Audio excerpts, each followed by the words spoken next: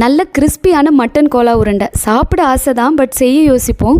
ஒன்று மாவில் தண்ணி அதிகமாகிடும், இல்லைனா ஆயிலில் போட்டதும் உடஞ்சி போயிடும், இல்லைன்னா மாவு முட்டை எல்லாத்தையும் சேர்த்து மட்டனுடைய ஃப்ளேவரே இல்லாமல் போயிடும். ஆனால் நான் சொல்கிற இந்த டிப்ஸை ஃபாலோ பண்ணி மட்டன் கோலா உருண்டை செஞ்சு பாருங்க. அப்புறம் ரெஸ்டாரண்ட்டுக்கே டஃப் கொடுக்குற மாதிரி இருக்கும் உங்கள் வீட்டு மட்டன் கோலா உருண்டை. இதுக்கு 1/4 கிலோ மட்டன் நான் எடுத்திருக்கிறேன். இதில் கொஞ்சமாக சால்ட், 1/4 டீஸ்பூன் மஞ்சள் தூள், 1 டீஸ்பூன் மிளகாய் தூள், 1/2 டீஸ்பூன் இஞ்சி பூண்டு விழுது சேர்த்து கொஞ்சமாக இப்படி தண்ணி சேர்த்து குக்கரில் 5 விசில் விட்டு எடுத்துக்கலாம். எக்ஸஸ் வாட்டர் எல்லாம் இப்படி ஸ்ட்ரெயின் பண்ணி எடுத்துட்டு ஒரு மிக்சர் ஜார்ல சேர்த்து கூடவே கட் பண்ண 2 வெங்காயம் சேர்த்து அரைச்சி பவுல்ல சேர்த்துக்கலாம்.